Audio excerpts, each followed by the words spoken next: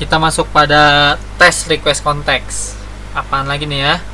Jadi intinya tes request context ini gampangnya sih kita coba-coba gitu ngecek kalau kita nge-request kayak gini di URL gimana gitu. Ini contohnya with app ini dari sini ya, app dari sini. Tes request context ini ada fungsi gitu ya, tes request context namanya. Jadi kita bisa print URL for index, nanti dia kasih tahu nih jadinya slash, URL for login slash login, URL for login terus dengan query string next oke bos, nanti jadinya begini. Ini kita mau ngetes doang jadinya gimana gitu ya. Terus kalau misalnya URL for show user profile, username-nya Jokski, jadinya begini. Jadi kita bisa ngetes gitu loh. Bentuk parameter yang kita berikan pada endpoint itu nanti jadinya kayak mana gitu loh. Nah, kita langsung coba aja ya. Nah, nantinya teman-teman bisa bikin kayak gini nih. Gua ngetes endpoint login, metodenya post. Terus assert ini ngecek, bener nggak request page-nya login? Kalau bener dia true. Bener nggak metodenya get? Oh salah. Yang bener metodenya post gitu. Nanti dikoreksi nih kalau salah. Jadi tujuannya buat itu nantinya ya. Oke, kita coba dulu. Misalnya kita bikin di sini with app.test request context. Kita print URL for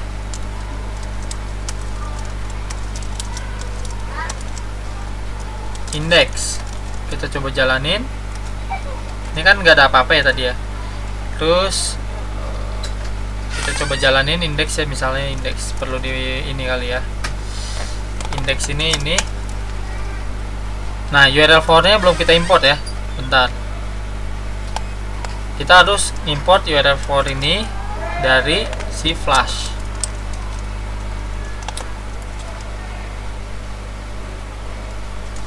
Nah, karena nggak ada namanya index, ini kita bikin index saja ya misalnya. Ini harus nama fungsinya ya, nama fungsinya. Nah, ini teman-teman bisa lihat, ini dia ngecek test request context URL for index. Nah, kalau di akses index dia ada slash gini nih, tuh. Slash ini kan ini sebenarnya slash ini, tuh, ya. Nah, terus kalau misalnya teman-teman mau ngecek lagi yang lain, misalnya print URL for, ada apa lagi yang bisa kita coba tadi? Slash hello ya. Coba jalanin lagi. Nah, hello. Oh, ini nih gak usah pakai slash, namanya aja, nama fungsinya aja. Nah, dia muncul slash hello gitu. Kayak gitu sih. Nah, misalnya kita mau ngecek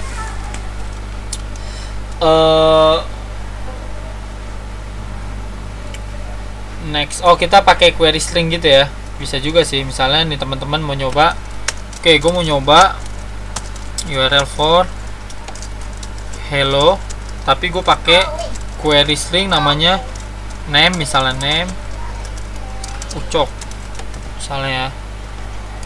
Nah, ini slash hello tanda tanya name ucok, ini cuma buat ngetes doang sih sebenarnya, agak nggak guna dikit gitulah. Sama ini juga yang username nih, cuma bedanya, nah kalau ini next ini kan, kalau ini kan name ini jadi query string nih, kayak gini kan tanda tanya name. Nah, kalau misalnya teman-teman mau yang bukan query string tapi slash gitu ya, teman-teman gini aja, misalnya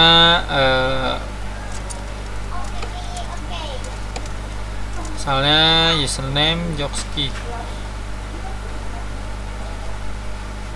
Oh iya ya, username Jeki. Ini mah sama aja. Ini cuma bedanya tanda tanya username. Ini bakalan berubah ketika dia ngakses user profile. Nah, ini karena dia ada apa? Ada username ya. Berarti kita coba yang ini aja, yang user. Cobain username ini kita isi sama Jeki gitu ya. Nah, jadinya gini. Coba kita refresh dulu. Ini bukan user ya, show user profile. Ingat nama fungsinya, saya juga salah mulu lagi ngasih contohnya. Nah, user Jackie gitu doang sih. Namanya test request konteks. Tuh, test request konteks, ngetes konteksnya si request kan gitu. Nah, cuma ujungnya nanti kita bisa di sini. Nah, misalnya kita mau ngecek nih. Oke, gue mau nguji with app test request konteks. Gue mau nguji konteks login, konteks hello, atau konteks apa? slash user slash username gitu ya. Gue mau nguji slash user slash username gini ya, boleh nggak kayak gini? Coba kita uji ya. Saya bikin contoh yang berbeda nih, ngeselin nih. Metodenya gue bikin misalnya get ya, karena defaultnya get ya. Print request, ada nggak nih? Oke. Muncul nggak sih? Coba saya komen. Saya refresh dulu. Nah, nggak mau ya, request is not defined ya. Oh, request ini harus ngambil dari sini ya, import lagi ya. Nah, lihat, ini bakalan ada localhost, username, metodenya get gitu. Jadi teman-teman nantinya bisa buat testing gitu.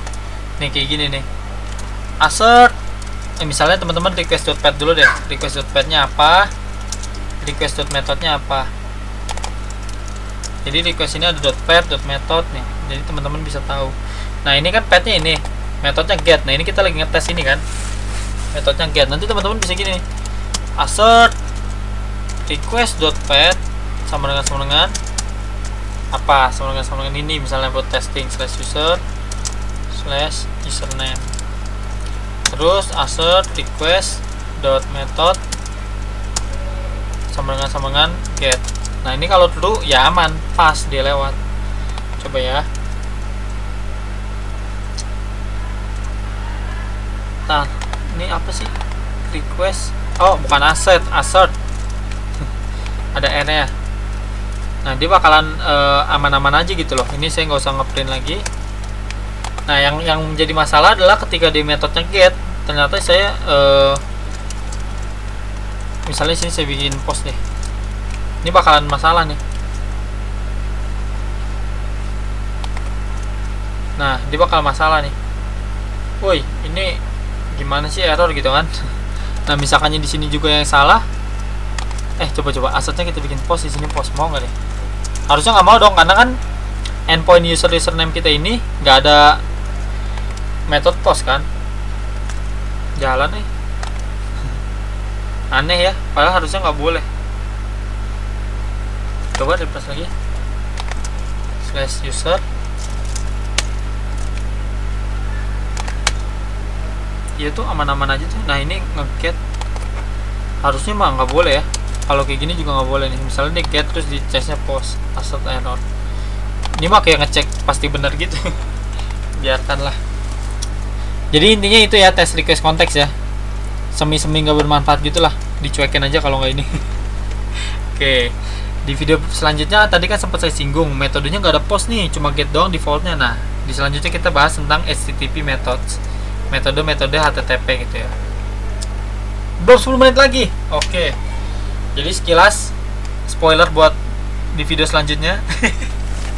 HTTP methods kan kalau kita tahu umumnya ya, terlepas dari framework gitu ya. Kan kita sering dengar get biasanya untuk ngedapetin data, post untuk memasukkan data, apalagi put buat ngubah data, delete buat ngapus data, patch buat ngubah data sebagian. Nah, itu teman-teman bisa cari tahu dulu di spoiler HTTP methods. Ini terlepas dari framework atau tools yang kita pakai ya. Nah, umumnya itu ini sih, post, get, put, patch, delete, ini udah umum nih, atau biasanya sebut CRUD ya gitu. Demi menunggu 10 menit sih itu. Oke, saya sebutin 39 40 nggak guna banget. Tolong. Nah, di Flash nanti juga kita bisa definisiin metode yang kita mau pakai pada endpoint tertentu. Misalnya saya mau endpoint ini metodenya post, endpoint ini metodenya get, atau endpoint ini boleh get boleh post gitu ya. Thank you.